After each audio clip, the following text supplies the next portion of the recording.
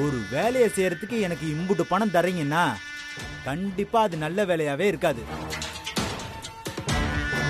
எவன் கூடயோ கெடுக்கிற வேலையா தான் இருக்கும். இருந்தாலும் இந்த பணத்துக்காக அந்த வேலையை நான் செய்யறேன். என்ன மேடம் நான் பண்ணணும்?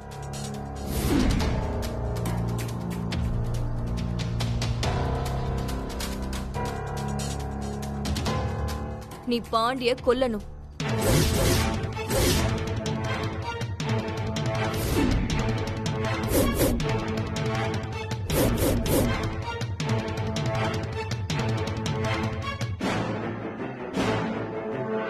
பாண்டிய கொல்லணும்னா அதுக்காக மண்டபத்துல இருக்கிற பாண்டிய போய் நீ கொல்லக்கூடாது. அவன் சஞ்சீவ். என்ன சொல்ற இவ? சஞ்சீவ் பாண்டியன்னு? ஆமா, அபியோட ஹஸ்பண்ட் சஞ்சீவ் தான் இப்போ உங்க கூட பாண்டியா இருக்கான். ஆனா இதுல வேடிக்கை என்னன்னா, தான் சஞ்சீவ்ங்கிற விஷயம் சஞ்சீவுக்கே தெரியாது.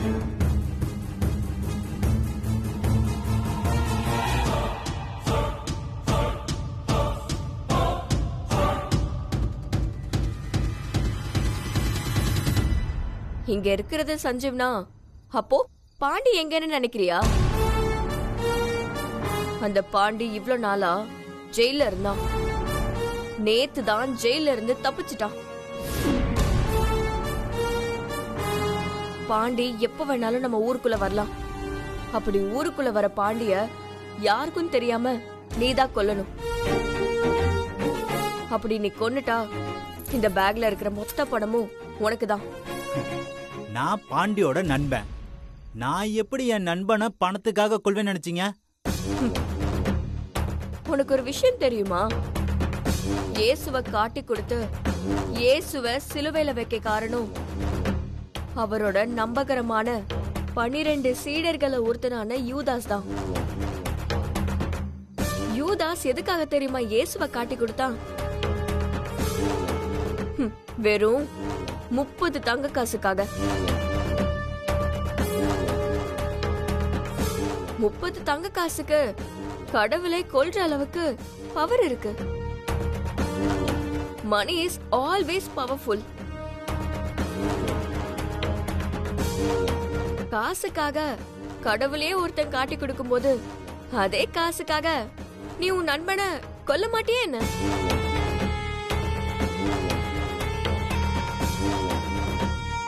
ரொம்ப யோசிக்காத கணேசா. நீ உன் லைஃப் லாங் சாகுற அளவுக்கு மாடா உழைச்சாலும் இவ்ளோ நிறைய பணத்தை நீ சம்பாதிக்கிறது ரொம்ப கஷ்டம்.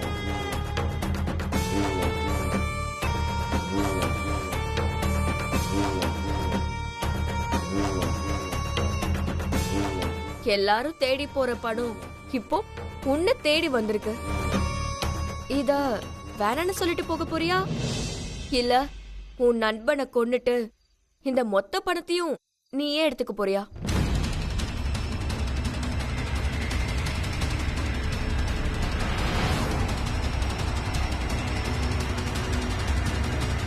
நீ பாண்டிய கொல்ல மாட்டேன்னு சொன்னா கூட நான் இதே பணத்தை வச்சு இன்னொரு கூலிக்காரன் கிட்ட கொடுத்து உன் நண்பன் பாண்டிய நான் கொல்லதான் போறேன்.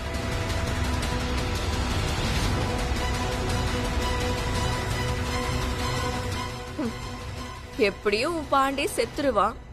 நான் அந்த அபிய ஜெயிச்சிருவேன். என்ன உனக்கு தான் இந்த பணம் கிடைக்காது.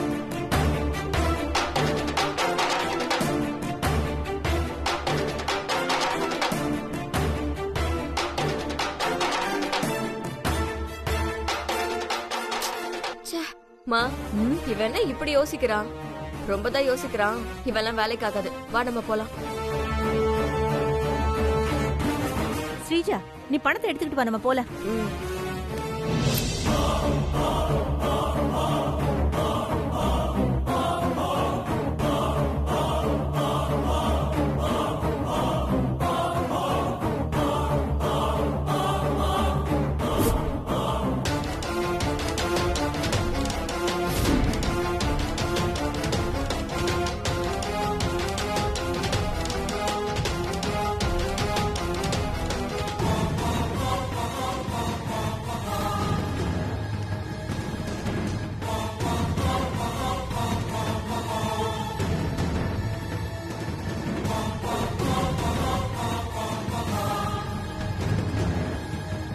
ஒரு 5 நிமிஷம் நீங்க லேட்டா போன் பண்ணிருந்தீங்கன்னா பாண்டின்னு ஒருத்தன் இருக்கிற விஷயம் சஞ்சீவுக்கு தெரிஞ்சிருக்கும்.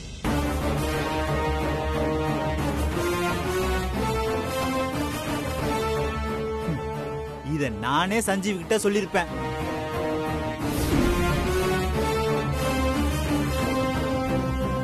என்ன பாக்குறீங்க? நீங்க எனக்கு போன் பண்ணி பேசின கொஞ்ச நேரத்துக்கு முன்னாடி தான் பாண்டி எனக்கு போன் பண்ணி தான் ஜெயில இருந்து தப்பிச்ச விஷயத்த சொன்னான்.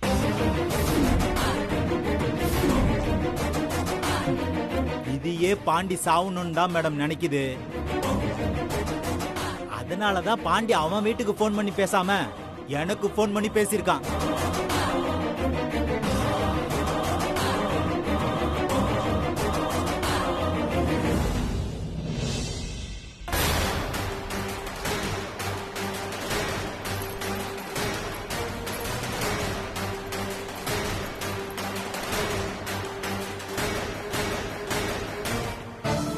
மேடம், பாண்டி எந்த வழியா ஊருக்குள்ள வருவான்னு எனக்கு நல்லாவே தெரியும்.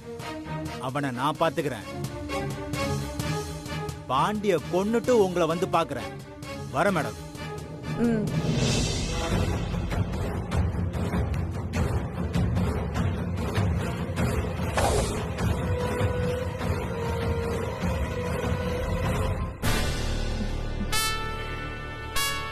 ஸ்ரீஜா, நீ இவனை கூப்பிடும்போது எதுக்கு இவனையெல்லாம் நீ கூப்பிடுறன்னு நினைச்சேன். ஆனா இப்பதான் தெரியுது, சரியான ஆளதான் நீ கூப்பிட்டுருக்கேன்னு. அம்மா, எதிரியை எதிர்த்து நெஞ்சில குத்துறதை விட அந்த எதிரிக்கே தெரியாம முதுகுல குத்துறது தாம்மா ரொம்ப ஈஸி. அந்த அண்ணாச்சி ஆளுங்களால பாண்டிய ஜெயில வச்சே கொல்ல முடியல. அவனுங்க எப்படி பாண்டிய ஊருக்குள்ள வச்சு கொல்லுவாங்க? அதனால்தான் நான் இவனை ஏற்பாடு பண்ணேன். துரோகம் என்னைக்குமே தோக்காதுமா.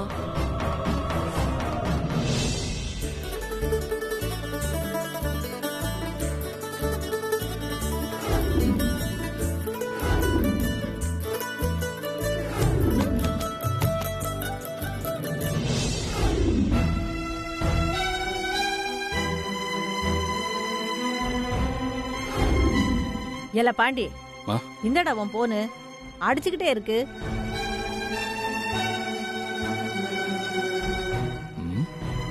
என்ன கணேசன் ஃபோன் பண்ணியிருக்கான்?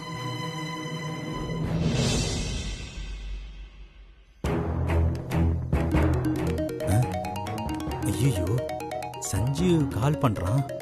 ஏன் எனக்கு போன் பண்ணேன்னு கேட்டா என்ன சொல்றது? சரி, சமாளிப்போம். சொல்லு மச்சான். ஃபோன் பண்ணிருத்தியால? மிஸ் கால் வந்திருக்கு.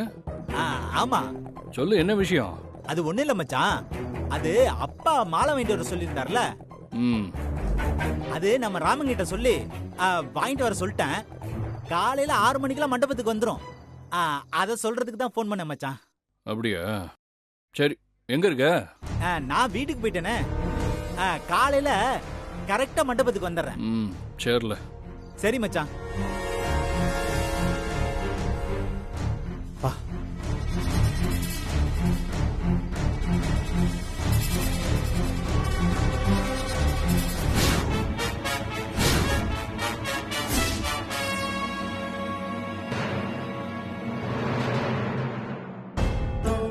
முத்தழகு, எப்படிமா இருக்க?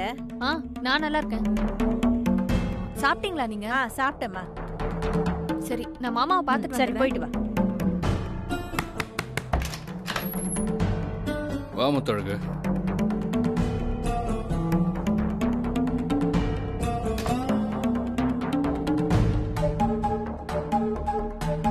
என்ன முத்து இந்த நேரத்துல வந்திருக்க? தூங்கல? படுத்தேன், ஆனா தூக்கம் தான் வரமாட்டேங்குது மாமா. எனக்கு ரொம்ப பயமா இருக்கு. என்ன பயம்?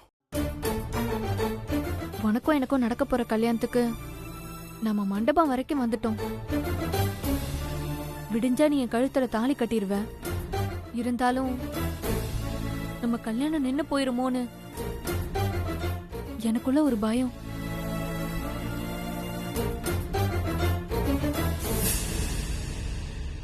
இது நான் ஆசைப்பட்ட கல்யாணம் தான். நீ என் மாமா. சின்ன வயசுல இருந்தே உன்னை கட்டிக்க போற இந்த நாளுக்காக தான் இத்தனை வருஷமா காத்துட்டு இருந்தேன். ஆனா பாரு, நம்ம 2 பேருக்கும் கல்யாணம் நடக்க போறத நினைச்சு எனக்கு சந்தோஷமே வர மாட்டேங்குது. நாளைக்கு நமக்கு நடக்க போற கல்யாணம் நின்னு போயிருமோன்னு எனக்குள்ள ஒரு பயம் இருந்துகிட்டே இருக்கு. முத்தழகு, தேவையில்லாம மனசை போட்டு குழப்பிக்கிட்டு இருக்காத. நான் குழப்பிக்கிறேன் தான், அது எனக்கே தெரியுது மாமா. இருந்தாலும் அந்த குழப்பத்துல இருந்து என்னால வெளியில வர முடியல மாமா. அந்த அபி உன்னை என்கிட்ட இருந்து பிரிச்சு கொண்டு போயிருவாளோன்னு எனக்கு ரொம்ப பயமா இருக்கு மாமா.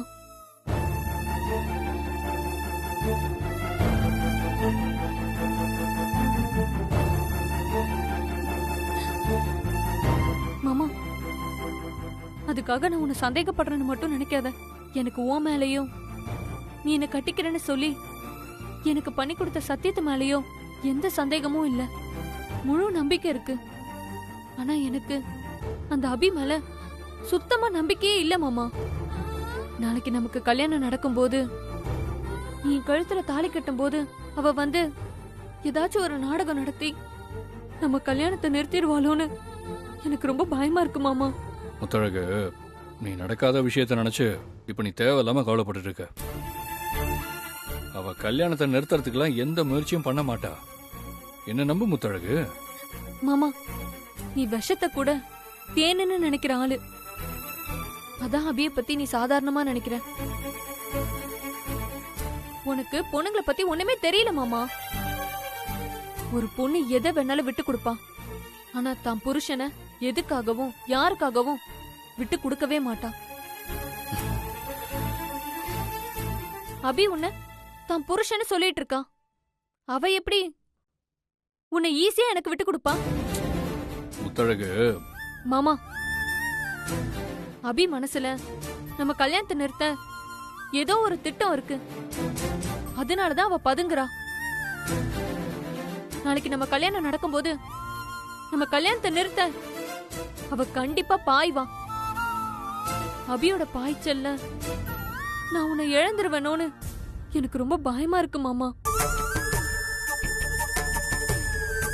ஆனா ஒரு விஷயம் நிச்சயம் மாமா, நாளைக்கு மட்டும் நம்ம கல்யாணம் நின்னு போச்சுன்னு வை, அதுக்கப்புறம் நான் உசுரோடவே இருக்க மாட்டேன்.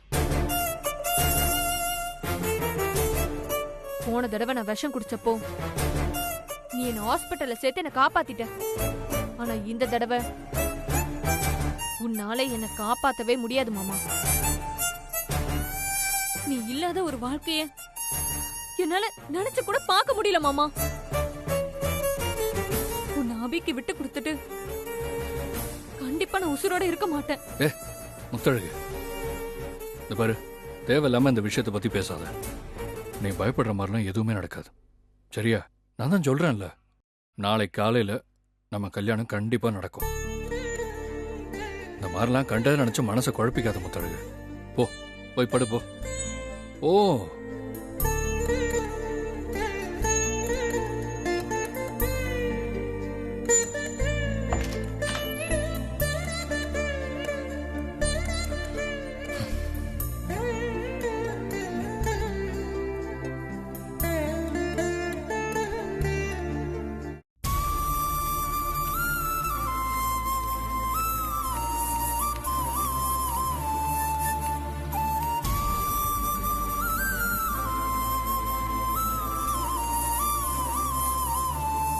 என்னன்னா ஆள் நடமாட்டமே இல்லாத இடமா இருக்கு.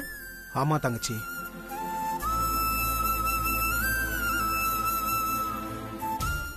அண்ணா ஒரு நிமிஷம் இருங்க, நான் அது வந்துடுறேன். சரி.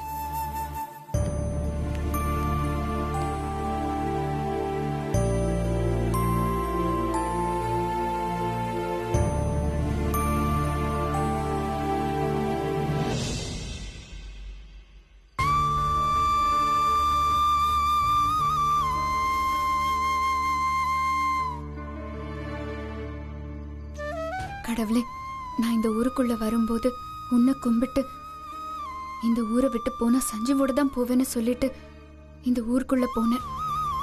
இப்போ நான் அதையத்தான் சொல்றேன். நான் இந்த ஊரை விட்டு போனா அது சஞ்சீவ் கூட தான். பாண்டி இன்னும் கொஞ்ச நேரத்துல இந்த ஊர் எல்லைக்கு வந்துருவாரு. பாண்டிய அண்ணாச்சி ஆளுங்க பாத்துறாம நீதா தாயை பாத்துக்கணும்.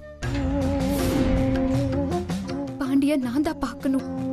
அப்பதான் பாண்டிய கல்யாண மண்டபத்துக்கு கூட்டிட்டு போய் சஞ்சீவுக்கும் முத்தழகுக்கும் நடக்க போற கல்யாணத்தை என்னால தடுத்து நிறுத்த முடியும். பாண்டி இந்த ஊருக்குள்ள வரும்போது அவரை ஏன் கண்ணில் காட்டு தாயி. சஞ்சீவ் என் கூட சேர எனக்கு உதவி பண்ணு தாயி. நான் உன்னை நம்பிதான் இருக்கேன். நான் உன்னதான் நம்பி இருக்கேன். உதவி பண்ண.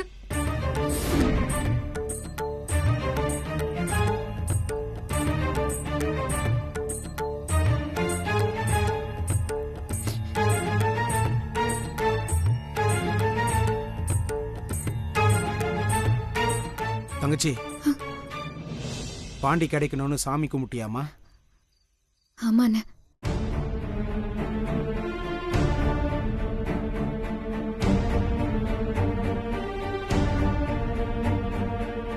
பாண்டி அண்ணன் இன்னைக்கு ஊருக்கு வந்துடும் அப்படி சொன்னாங்க. என்ன ஆச்சுன்னு தெரியலையே. சரி, அபிக்கு ஃபோன் பண்ணி கேட்டுருவோம். வாமா, பாண்டி வரானான்னு நாம போய் பார்க்கலாமா? சரிண்ணா. வா. ராசாத்தி தான் ஃபோன் பண்றா. ஓ, சொல்லு ராசாத்தி. அபி, பாண்டி அண்ணன் இன்னைக்கு வீட்டுக்கு வந்துரும்னு சொன்னீங்கல்ல, அத பத்தி கேட்கதான் ஃபோன் பண்ண. என்ன அபி ஆச்சு? பாண்டி அண்ணன் ஊருக்கு வந்துருச்சா? இன்னும் இல்ல ராசாத்தி, ஆனா கண்டிப்பா வந்துருவாரு. இப்ப நீங்க எங்க இருக்கீங்க? நம்ம ஊர் எல்லையில தான் இருக்கோம் ராசாத்தி. ஊர் எல்லையிலயா? அங்க எதுக்குங்க போனீங்க? பாண்டி வரும்போது அவரை கூட்டிட்டு வரதுக்காக தான். ஐயோ, அண்ணன் ஊருக்கு வந்தா நேரா எங்க வீட்டுக்கு தான் வரப்போகுது. நீங்க எங்க வீட்லயே பார்த்து அண்ணன் கிட்ட பேசி இருக்கலாமே. அதுக்கு எதுக்கு ஊர் எல்லை வரைக்கும் போனீங்க? இல்ல, அது வந்து ராசாத்தி. ஐயோ அபி, என்ன ஆச்சு? ஏன் தயங்குறீங்க? சொல்லுங்க அபி. ராசாத்தி, பாண்டி உங்க அண்ணன். அதான் இந்த விஷயத்த உங்ககிட்ட எப்படி சொல்றதுன்னு தெரியல. ஐயோ அபி, இங்க பாருங்க, எதுவா இருந்தாலும் என்கிட்ட மறைக்காதீங்க, உண்மையா சொல்லுங்க. உங்க அண்ணன் பாண்டி ஊருக்குள்ள வர விஷயம் அண்ணாச்சிக்கு எப்படியோ தெரிஞ்சு போச்சு. அண்ணாச்சி அவர் ஆளுங்களை வச்சு ஊருக்குள்ள வர பாண்டிய ஊர் எல்லையிலேயே வச்சு கொல்றதுக்கு பிளான் பண்ணிருக்காரு. என்ன அபி, இத சொல்லதான் இவ்ளோ தயங்குனீங்களா? இங்க பாருங்க அபி, எங்க அண்ணன் ஒரு வீர. அந்த அண்ணாச்சி ஆளுங்களால எங்க அண்ணனை ஒன்னும் பண்ண முடியாது. என் அண்ணனுக்கு தான் உயிரை எப்படி காப்பாத்திக்கணும்னு நல்லாவே தெரியும். அவங்க கிட்ட இருந்து அது எப்படியாவது தப்பிச்சிடும். அதனால நீங்க அங்க இருக்காதீங்க. நீங்க நிறமாச கர்ப்பிணி அபி. என் அண்ணனுக்கும் அண்ணாச்சி ஆளுங்களுக்கும் நடக்க போற சண்டையில அண்ணாச்சி ஆளுங்களால உங்களுக்கு ஏதாவது ஆபத்தாயிட போகுது. இல்ல ராசாத்தி, நான் இங்க இருந்தா மட்டும்தான் உங்க அண்ணனை பார்த்து விஷயத்த சொல்லி மண்டபத்துக்கு கூட்டிட்டு வர முடியும். ஐயோ, அதுக்காக ஆபத்துன்னு தெரிஞ்சும் தனியா போய் ஊர் எல்லையில நிப்பீங்களா? இல்ல ராசாத்தி, நான் தனியா இல்ல, என் கூட காளி அண்ணனும் இருக்காரு. இல்ல அபி, நான் சொல்றது தயவு செஞ்சு கேளுங்க. காளியான உங்க கூட இருந்தாலும் அண்ணாச்சி ஆளுங்களை எதிர்த்து உங்களால எதுவுமே பண்ண முடியாது. நான் சொல்றத கேளுங்க, நீங்க அங்க இருக்காதீங்க, கிளம்பி வந்துருங்க. நீங்க அங்க இருக்கிறது உங்க உசுருக்கே ஆபத்தா முடியலாம். என் சஞ்சீவை விட என் உசுறு ஒன்னும் பெருசு இல்ல ராசாத்தி.